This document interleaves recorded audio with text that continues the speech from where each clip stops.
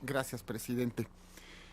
Eh, una de las cuestiones que me parece que como sala especializada más nos da gusto, más enorgullece a nosotros es tener una congruencia en nuestras resoluciones.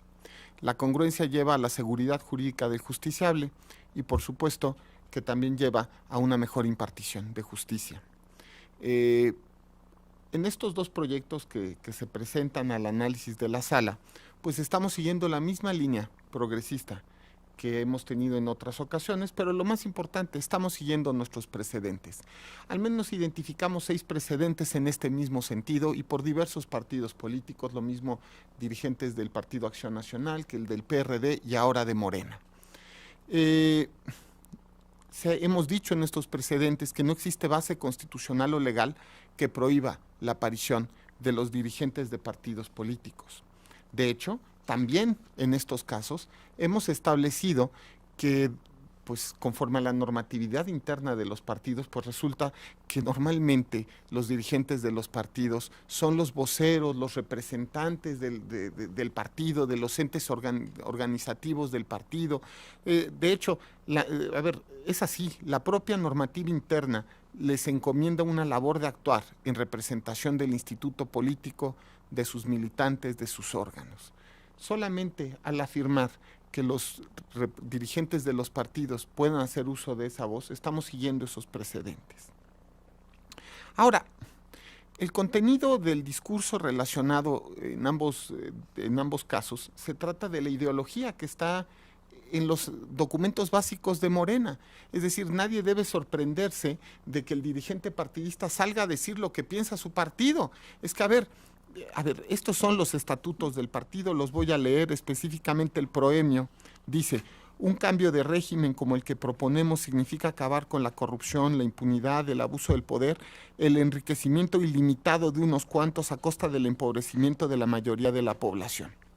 El artículo 3 de esos mismos estatutos dice, no permitir ninguno de los vicios de la política actual, y dice el influyentismo, el amiguismo, el nepotismo, el patrimonialismo, el clientelismo, la perpetuación en los cargos, el uso de recursos para imponer o manipular la voluntad de otras, la corrupción y el entreguismo. El programa de acción de Morena dice, luchamos contra toda forma de corrupción, de utilización del poder público para el enriquecimiento personal y de grupo, contra el tráfico de influencias y el manejo de recursos públicos para beneficio de unos cuantos. Es que ese es el discurso que está adoptando el dirigente partidista y que no es otra cosa que el discurso de los documentos de su partido. Es coincidente con la ideología de su partido. Se puede estar a favor o no de lo que piensa el partido, pero lo que no se puede decir es que hay una incongruencia respecto de lo que dicen los documentos básicos de Morena. Y esto todavía se nota más en el cierre de la frase, sin corrupción, sin privilegios, habrá trabajo y bienestar. Pareciera que está en el contexto de, digamos, de la ideología de Morena. En ese sentido, pues los dos spots parecen evidentemente, pues es un discurso partidista de acuerdo a la ideología que le corresponde a Morena, pero es todavía más el caso del avión, digamos así, con la frase esta de que en 2018 lo vamos a vender. Y es que justamente la temática vuelve a ser digamos, la venta de un avión refiriéndose a un año, que es específicamente 2018, pero donde no se hace referencia alguna a candidatura, mucho menos a una candidatura personal, pero más importante, puede ser una política que se busque implementar, por ejemplo, en las leyes, por ejemplo, en la Constitución, y esto lo pueden hacer todos los que pueden presentar iniciativas, y lo mismo pueden ser diputados, senadores, congresos locales, es decir, no necesariamente es una candidatura presidencial de alguien, si es que esa es la idea. No es así, es una frase que permite una doble interpretación y en esos casos la interpretación, o digamos, pues tanto del partido como del dirigente. Pero es que esto está prácticamente al unísono en todos los casos de derecho internacional. Donde inclusive la Corte Interamericana ha señalado la especial importancia que tiene proteger la libertad de expresión. Voy a citar un renglón.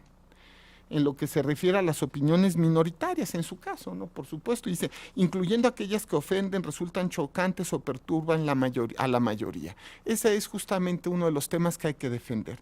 Esto está en todos los fallos de Corte Interamericana y las relatorías de la Comisión Interamericana también, los casos Herrera Ulloa, la última tentación de Cristo, el caso contra Chile, casos Ríos y otros contra Venezuela, caso Peroso y otros contra Venezuela, el informe anual de la Comisión Interamericana de 1994 sobre compatibilidad entre las leyes de desacato y la Convención Americana sobre Derechos Humanos.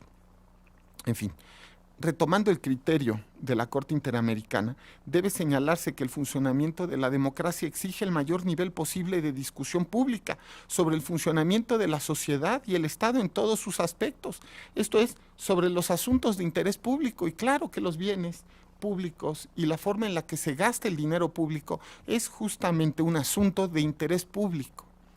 En un sistema democrático y plural, las acciones y omisiones del Estado y sus funcionarios deben estar sujetos a un escrutinio riguroso, no solo por los órganos internos de control, sino también por la prensa, la opinión pública, los actores públicos, los partidos políticos.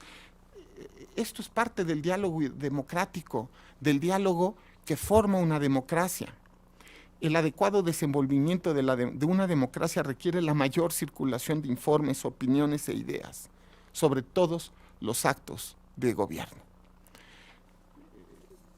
Liberar este discurso, pues justamente hace que se forme opinión.